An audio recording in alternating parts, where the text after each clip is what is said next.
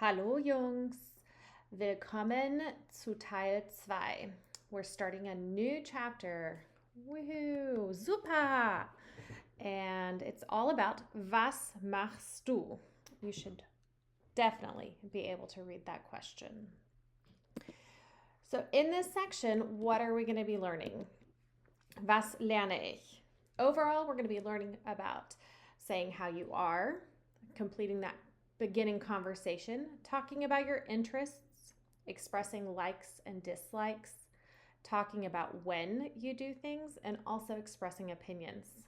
So I foresee viel Spaß, lots of fun ahead.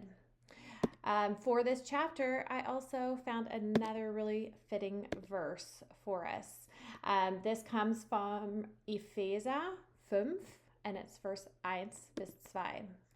So I'm going to read it to you, but as you are familiar, we'll keep coming back to this throughout the chapter. Ihr seid Gottes geliebte Kinder. Daher sollt ihr in allem seinem Vorbild folgen. Geht liebvoll miteinander um, so wie auch Christus euch seine Liebe erwiesen hat. Aus Liebe hat er sein Leben für uns gegeben, und dies war für Gott wie ein wohlreichendes Opfer, an dem er Freude hat. So that's pretty long for 2 verses, but you should already recognize quite a few words, pronouns, those kind of things in there. And so I do have our English translation.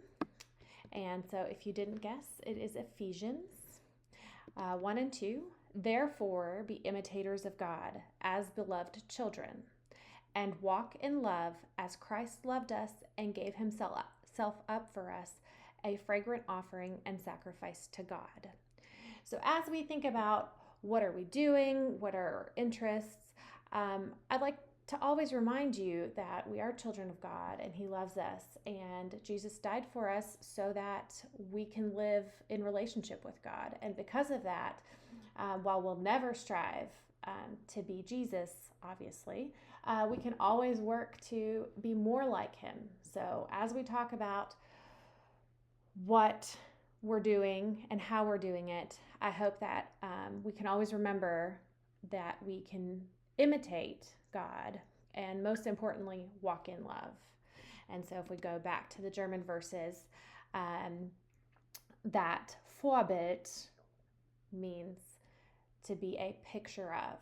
So to follow his picture of how he showed us life can be. And liebvoll is to go in love. And so for those 2 things, we'll keep coming back within our chapter, but I'm just laying the foundation for our verse. And just because it's always so fitting, God opens the verse and then opens new ideas for us to think about. So you're very familiar with WWJD. But guess what? Auf Deutsch, WWJM oder WWJM. I bet all of y'all could have done that, right? Was würde Jesus machen? Oh my goodness. Do you guys recognize a verb we've been using in this past chapter already? Machen. It's the regular verb. You can conjugate it. Was würde Jesus machen? In this case, it's unconjugated because we have our actual verb würde, which you do not need to be responsible for. But pretty much in this whole chapter, we're asking, was machst du? So as we think about was machst du, think about WWJM. Was würde Jesus machen? And can you emulate that, or can you be more like him so that you may live a life that is fruitful and just awesome? So I know I kind of get into it and then you guys look at me funny, but I'm not there. So now you just have to listen to my voice and say super without me. All right, let's get into the meat of what we're learning in this section to start. Asking about how you are. So we've done conversations, we've said hello, hello, but asking names, there's a component in a normal conversation that's definitely missing. How are you? Super easy. Wie geht es dir is the full version. Wie geht es dir? Wie geht's dir? Just like in English, we can remove a letter to make it more conversational and add an apostrophe to represent that lost letter. So wie geht es dir can become wie geht's dir. Now that is an informal way of saying, how are you? So let's keep in mind that you would not use that if you're being formal. And then even shorter, wie geht's? Wie geht's? Just asking, what's up? How are you? It's just a very informal version. So wie geht es dir? Wie geht's dir? And wie geht's? Now you're like, wait a minute, what's this dir thing? Well, it looks awfully similar to du. That's because it is the version you need to use of du. So wie geht's dir is asking, how are you? Singular, informal, just like you've learned with du. We also have two other yous, right? We have the formal you, which can be both singular and plural, and we have the plural you, y'all. How's it going, y'all? But so when we're being formal or respectful, we're going to use that formal you, right?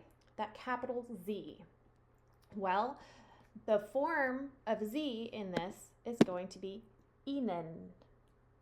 Ihnen. Notice that I is capitalized no matter where it is.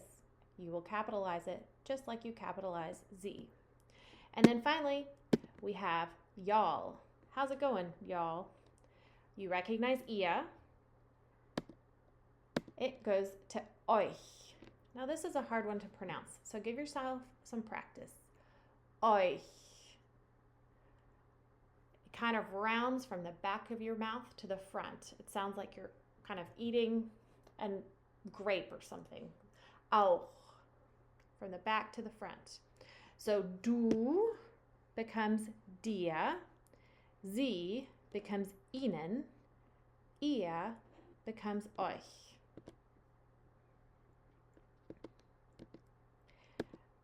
Wie geht es dir? Mir geht's. Wie geht es Ihnen? Uh-oh. Nein, just kidding. I didn't make an error. I thought I made a mistake. Wie geht es Ihnen?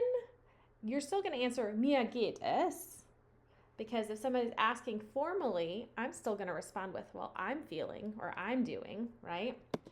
And then wie geht's euch? Uns geht es. So back up here, wie geht es dir? Mir geht's would be a response. Wie geht es Ihnen? The response is still going to be mir geht es or mir geht's. And if someone's asking wie geht's euch, y'all, us. Uns geht es. So basically what I'm getting at is we have new personal pronouns. You're like, Frau, what are you talking about? Well, we have our original personal pronouns. So let's take a look. Trust me, I told you when we learned this, we would keep coming back to it. Now we're just going to give it more names. So we have our subject pronouns. They're going to come up in green. And if you don't know these, again, you must learn them. Ich, du, er, sie, es, wir, ihr, sie, sie. All right, ta-da! This should not be new. So our green ones, ich, du, er, sie, es, wir, ihr, sie, sie. Now what I'm going to give you new is they're called dative personal pronouns. In English, we would call them indirect object personal pronouns. They're still personal pronouns. They still replace a noun in a sentence. It just depends where in the sentence it is. Is it the subject or is it the indirect object? When we're talking about how you're doing in German, it's a reflection. It's indirectly reflecting. It's imagine a mirror. You know, you're reflecting. So that's why it's indirect. So the German indirect pronouns, can you guess? Mir, dir, look at that. We see it right there. ihm, ihr, ihm. Uns, we just saw it on the last screen. Euch, saw that on the last screen. And then ihnen, ihnen. So I know you guys all have paper out and are taking notes. I just know it. So you've already probably written these down, but let me give you a second, or maybe someone can pause the video real quick. And why don't y'all jot down this chart? Because guess what? You're going to need it.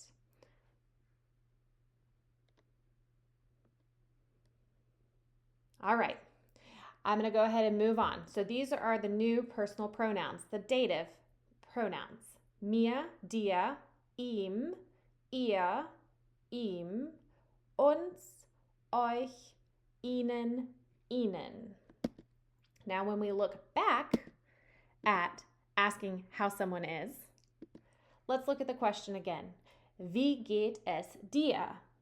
So who are we asking? We're asking you, singular, informal. So who am I talking to? Probably talking to a friend. I'm talking to my mom. I'm talking, to a coworker that I know well.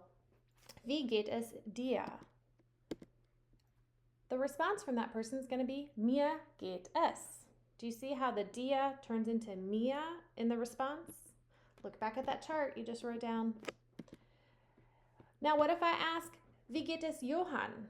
Maybe he's not in class and is he okay? How's he doing? Wie geht es Johann? Look at your chart. What would be used in the response? I hope you got ihm, because Johann would be but we need the dative pronoun, so ihm. Ihm geht es. What about Sophia? Wie geht es Sophia? Now, Sophia is sie, third person, singular, female. That would be the sie, right? What would be our dative pronoun in response? Ihr. Ihr geht es. I hope you're seeing the corresponding pronouns.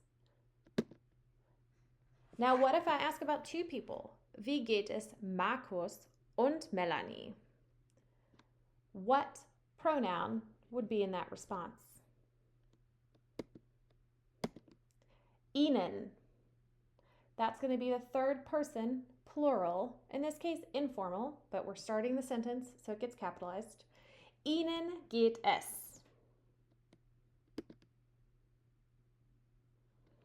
All right. We also have to have responses.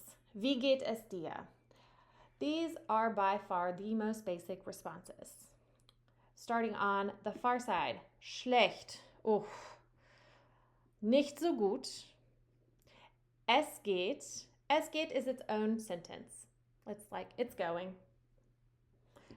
Gut and sehr gut. So we have 5 levels here from schlecht, bleh, schlecht. Nicht so gut. Es geht. Gut and sehr gut.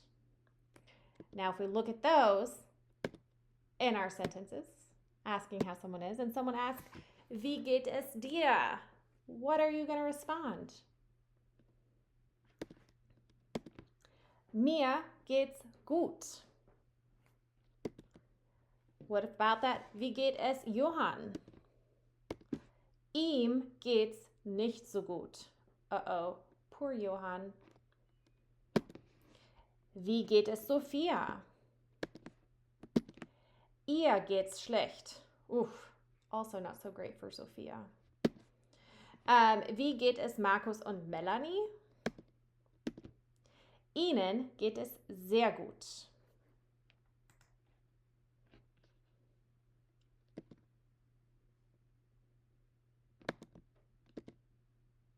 So let's put it in a conversation. Like I said, we were really missing an integral part of our conversation of Hallo, hallo, wie heißt du? Ich heiße Frau Ludeke. Wie geht's? Now we can throw that in there, okay? So we have our little guy over here. And then we have this guy. Let's have a really quick conversation. Hallo. Tag. Wie geht's?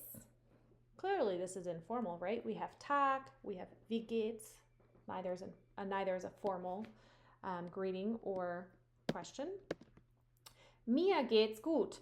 Und dir? We haven't seen that, und dir, but what are we doing here?